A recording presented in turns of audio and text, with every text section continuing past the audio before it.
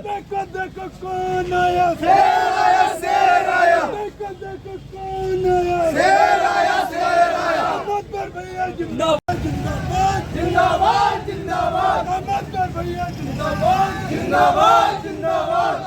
मध्य प्रदेश में पत्रकार साथियों के सामने कह रहा हूं, भारतीय जनता पार्टी जीती है और अगर ईवीएम उसका कारण नहीं है तो सिर्फ लाडली बहना की दम पे जीती है जो शिवराज सिंह चौहान ने।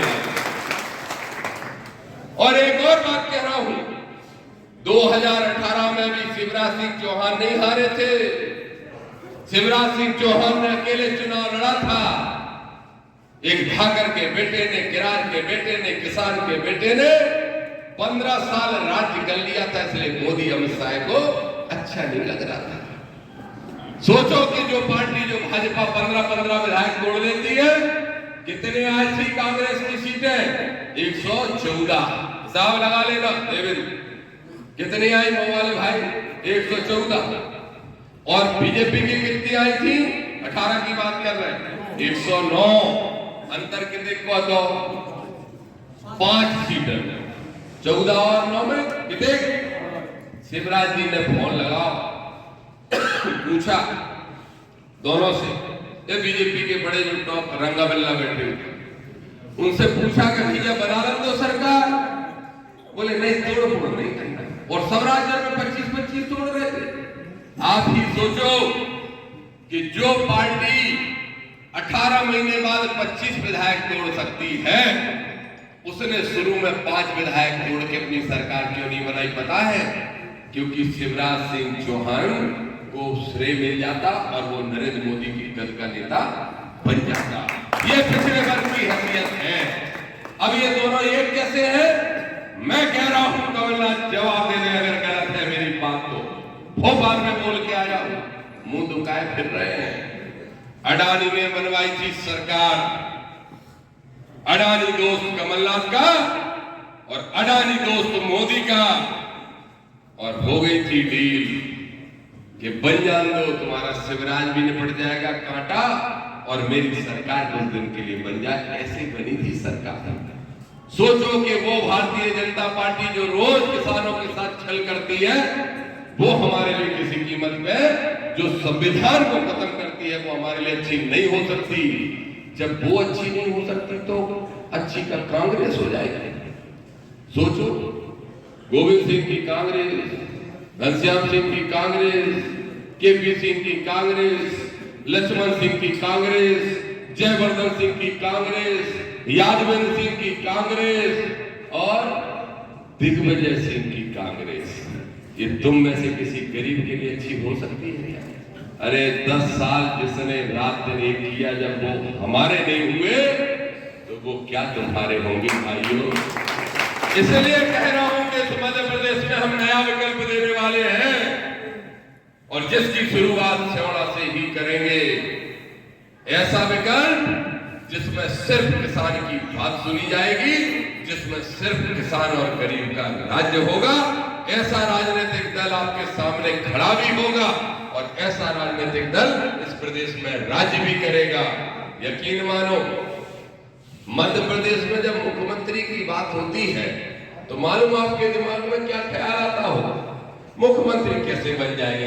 120 विधायक नहीं चाहिए, 120 कितने चाहिए? 20, 10 और 10।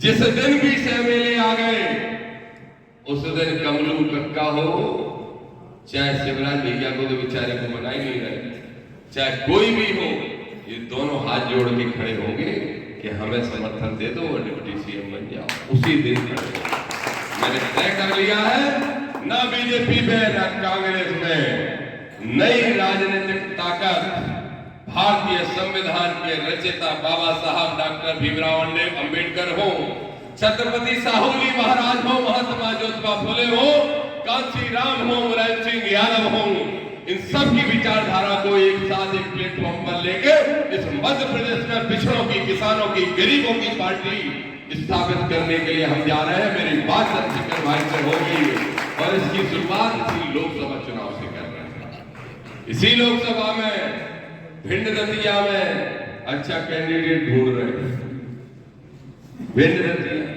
मान तो बहुत लोग रहे, ढंग का कैंडिडेट लड़ाएंगे, 30,000 की जगह 50,000 वोट दिला देना, दिला पाओगे? दिला पाओगे? दिला देना। और यकीन मानो भिंड दतिया में अपना कैंडिडेट लड़ाएंगे और दामोदर भी लोकसभा लड़ने जा रहा है, उसके लिए भी कमर कस लो, सारे के सारे साथी उसके लिए कमर कस लो।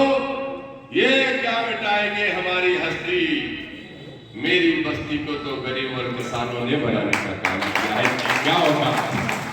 ये क्या मिटाएंगे यहाँ के जो इतने इतने इतने से काउ पीढ़ी 5 लाख में भाई ज्यादा अगर कोई बोल देना जो उनकी हम कह रहे हैं तो हम नंगी करते हैं। पहले 2.5 पहुंचा है, फिर फोन लगाओ प्रदीप को 2.5 जाए, माने कि 7 तक आ जाए, फिर 3 आए, फिर 7 हो गए, 10 लाख में डील। अच्छा बड़े बड़े आदमी बिक रहे हैं, सोचो इतने बारे सब बड़े बड़े बिक रहे हैं और कह रहे लाखों में तुम साथ दे रहे हैं, वाह हमने लाखों में कैसे की, तुम आपको दे रहे साथ? बोले जी हमने कही ये तो दे रहे प्रदीप को, तो बोले जी हमने ये दे रहे गज्जू को, वो मर गया तो हम आपको दे रहे, हमने तुम्हें सोचो को दे रहा, काय को मिटा रहा है पैसे?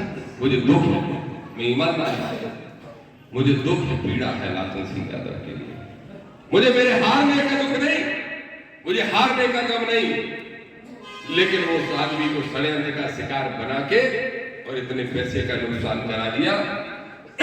सोचो जो आदमी पिछली बार बीएसपी से 18,000 वोट लाया, वो आदमी 5 साल की मेहनत के बाद 12,000 रुपए वोट है और रकम दोगुनी खर्च हो जाए। और रकम क्यों खर्च होती है? 1 करोड़ 10 लाख का टिकट था, मुझे मालूम, सुन लो पत्रकार साहब, ऐसा भी होता है। मानवर काल श्री राम साहब ने जो पार्टी बनाई उसमें 1-1 करोड़ की बोली लगी टिकटों की, वाह 1 करोड़ 10 लाख का टिकट, फिर सभा कराना है तो 40 लाख और जमा करो, वाह तब सभा। ना मैंने चंद्रशेखर को चोनी दी, ना चंद्रशेखर ने मुझे चोनी दी, लगा हमने कहा चंद्रशेखर भाई बोले एक चोनी कभी पार्टी में शुरू नहीं करेंगे भाई, और मैंने कहा सुनो चोनी दोगे? बोले वो भी एक रोटी क्या, तो हमने कहा ना दो ना लो, एक हो जाओ मध्य प्रदेश की सरकार पे काबिज हो जाओ। तो ये काम हम करने के लिए जा रहे हैं, इसलिए सारे साथी तैयार हो जाओ। और घोषणा कर रहा हूं, ये जो सेवड़ा सरपुरा का पुल टूटा डला है, प्रदीप अग्रवाल को चिट्ठी लिख रहा हूं अभी कि सब 4 दिन बाद ही लिख लो, जैसे मुख्यमंत्री की घोषणा हो जाए सोई लिख दो प्रदीप को चिट्ठी कि जाओ सेवड़ा सरपुरा का पुल हो, रतनगढ़ माता का पुल हो, या उचाड़ का पुल हो, या फिर इंद्रगढ़ का बाईपास हो, या मेरे ट्रॉली पार के किसान भाइयों को नहर बनाने का मामला हो, सारे काम कराओ। और नहीं कराओ तो सुन लो प्रदीप, भागते फिरोगे और हम तो देते फिरेंगे। अगर तुमने ये 4 काम नहीं कराए तो या तो भागते फिरोगे, नहीं तो हम रोज इस्तीफा मांगेंगे, हम रोज करेंगे। तुम्हें कहा जाओगे तो चांदी की सोने की दुकान पे, बेटा नोटन में वोट तो ले गए, कछु तुम्हारे मुख्यमंत्री ने दे, कछु तुमने दे दे, लेकिन काम तो करना पड़ेगा। ऐसी स्थिति 5 साल में कर देंगे कि आदमी कहेगा यहाँ से हमें लड़ने नहीं है भाई, साड़ को बन जाते यार, क्या करेंगे, ऐसी स्थिति पैदा कर देंगे। इसलिए मेरे साथियों यकीन मानो, जो जो काम होने चाहिए वो सब करवाएंगे, प्रशासन से तो लड़के करवाएंगे तो करवाएंगे। अब मैंने तय कर लिया, क्या है एसडीएम, ये क्या करेगा बेचारा, कौन है एसडीएम? आया तो महिला, चलो छोड़ो। तहसीलदार क्या करेगा, टीआई क्या करेगा, डीएसपी क्या करेगा? विधायक को घेरेंगे, सांसद को घेरेंगे, घुसने नहीं देंगे, काले वो कर देंगे कि हमारे क्या करें, यहाँ पर ठकानो गोली मारे। अरे मैंने कहा दादा तू दलितों पिछड़ों का नेता है, काय को करा काला मुंह करना है? बोले वचन दिया था, नहीं वचन दिया था, टिकट दिया तुमने, टिकट बेवाट रहेगा, चूहे का दिग्विजय कारणों को राज कर रहे हैं। कैसे कैसे शरीर पैदा हो जाता है लोगों में। बहुत प्रार्थना करें कि मेरा बड़ा भाई जैसे हो मन मत जाओ, तब जाके दिग्विजय ने रास्ता निकालो। बिना कई कारणों करेंगे नहीं मानेंगे, हमने कहीं दिग्विजय की पुतला जलाएंगे नहीं मानेंगे। अब बोलो सोई दिग्विजय पहुंच गया, टीका लगाया है, दिल्ली पुतला और जले जा रहा है। उनकी पत्नी ने कही कि दामोदर बहुत दुष्ट है, कुछ भी हो जाओ हमारे पता ये पुतला जला देता है। तो वे पहुंच गए, खुद ही टीका लगाया, बोले लो भैया जी पंचायत निपट गई। हमने भी भैया जी से कही चलो निपट गई, तो निपटा लो, खत्म करो कहानी। तो मेरा आप सबसे निवेदन है, अब 2-4 पूड़ी हम भी खा लें, आप भी खा लो, और फिर से पहलवानी कुश्ती के लिए तैयार हो जाओ। वादा करो, वादा करो, वादा करो कि आज से ये नहीं मानोगे कि दामोदर चुनाव हार गया। तुम तो ये मानो कि दामोदर भी चुनाव जीत गया और तुम भी चुनाव जीत गए, और अपने आप को विधायक समझो, विधायक समझो। दामोदर जी, जैसे कि आज आपने सियाड़ा में कार्यकर्ता सम्मेलन एवं आभार कार्यक्रम रखा, इसका सबसे पहले मेन लक्ष्य। देखिए, आप सब जानते हो कि चुनाव में कार्यकर्ताओं ने बहुत मेहनत की है, और मैं नहीं चालू हुआ, फिर से चालू करूं, फिर से पूछोगे कि मैं चालू कर दूं। आप सभी साथियों का बहुत बहुत धन्यवाद, स्वागत यहाँ आने के लिए। आप सभी जानते हो कि कार्यकर्ताओं ने इस चुनाव में बेहद मेहनत की है, और जिनको मैं कार्यकर्ता नहीं अपने परिवार का साथी कहता हूँ। मैं ऐसा मानता हूँ कि मध्य प्रदेश के अंदर जो भी चुनाव परिणाम आए हैं वो बड़े अप्रत्याशित थे। ठीक उसी प्रकार से सियाड़ा के अंदर भी जो चुनाव परिणाम आए हैं वो अप्रत्याशित। कोई भी पत्रकार साथी भी ये बात नहीं मान रहा था कि फाइट कांग्रेस और केटली के बीच नहीं है, सब यही कह रहे थे। लेकिन कांग्रेस भी पीछे रह गई, मैं भी पीछे रह गया, बीजेपी चुनाव जीत गई। मैं ऐसा मानता हूं कि जब चुनाव का परिणाम आपके पक्ष में नहीं आता है तो अपने साथियों में निराशा का भाव आना स्वाभाविक है। इसलिए मैंने कहा कि मैं सारे साथियों से मिलूंगा और उनको इसकी बधाई दूंगा कि आप 30,000 वोट लाके भी जीते हैं, आप चुनाव नहीं हारे हैं। और इसके साथ साथ मैं कटिबद्ध हूं उन बातों के लिए, उन वचनों के लिए जो मैंने चुनाव के दौरान कहे थे, जो आवश्यक है। चाहे वो सियाड़ा का पुल बनना हो, चाहे उचाड़ का पुल बनना हो, चाहे रतनगढ़ का पुल बनना हो, चाहे इंदरगढ़ का बाईपास बनना हो, चाहे स्टेडियम बनना हो, इन सारी चीजों के लिए मैं लड़ूंगा, काम कराऊंगा। विधायक को काम करना पड़ेगा, नहीं तो विधायक का घेराव रोज करने का काम करूंगा। जैसे कि आप मंच के माध्यम से भी भाषण दे रहे थे कांग्रेस के नेताओं के बारे में, क्या उनको हराना आपका लक्ष्य था? मेरा सीधा सा, मैं इंसान हूं, मेरा स्वभाव है, मेरा लक्ष्य था मैं चुनाव जीतूं, और साथ साथ में ये भी लक्ष्य था कि कांग्रेस के सामंतशाही चुनाव हारे। यहां मेरा चुनाव जीतना लक्ष्य था, लेकिन अड़ोस पड़ोस की सीटों पर सामंतशाहियों को हराना लक्ष्य था, और मैं सफल हुआ। मेरे एक वीडियो संदेश से 10 विधानसभा में 5-5 हजार वोट कटे हैं। मेरा टिकट कटने से 20 सीटों पर पहले ही नुकसान हो गया। कमलनाथ ने खुद स्वीकार किया। जिस दिन मैंने पर्चा भर दिया उसके चौथे दिन कमलनाथ का फोन आया और उन्होंने खुद स्वीकार किया कि हमसे गलती हो गई। मैंने कहा अब क्या पछताए होत क्या जब चिड़िया चुग गई खेत। तो बात यह नहीं है कि हम कांग्रेस को हराएंगे, बात यह है कि हम उन सामंतशाहियों को हराएंगे जो पिछड़ों का हक खाने का काम कर रहा है, चाहे वो बीजेपी में हो चाहे वो कांग्रेस में हो। इसलिए हमने उनको हराने का काम किया।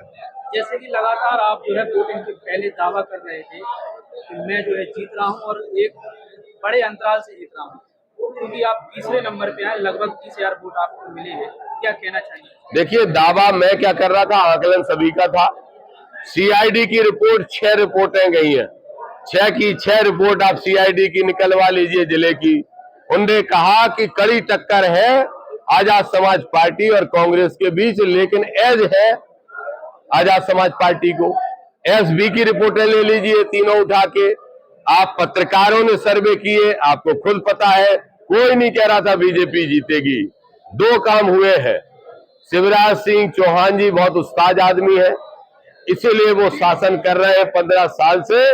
बीजेपी भले ही आज उनके साथ चोट कर दे, लेकिन शिवराज सिंह चौहान की लाडली बहना योजना ने काम किया है और बहनों ने चुपचाप पति को बताए बगैर जाके भी वोट दे दिया है। तो शिवराज सिंह जी ने हमारी बहनों को पैसा बांट दिया और प्रदीप अग्रवाल ने हमारे लाडले भैयों को पैसा बांट दिया। तो दोनों में पैसा बटा तो 10,000 वोट, मैं तो ये मानता हूं जो वोट कटा है उसमें 80% मेरा कटा है। हमारे गरीब भाइयों को उनने वोट डाल के 10%, 10,000 वोट काट के अपनी तरफ जोड़ने का काम प्रदीप ने किया। बिल्कुल कटा है। भांडेर में जीत 50,000 से होनी चाहिए थी, 129 से हुई, और दतिया में माननीय नरोत्तम मिश्रा जी को 40,000 से हारना चाहिए था, तो वो 7,000 से हारे। मैं प्रदेश की राजनीति करते हुए सेवड़ा के हर दुख सुख में हमेशा शामिल रहूंगा। ईवीएम को लेकर के क्या कहोगे? ईवीएम पे शंका है, उस पर चिंतन चल रहा है, हमारे भाइयों में साथियों में फाइट हो रही है।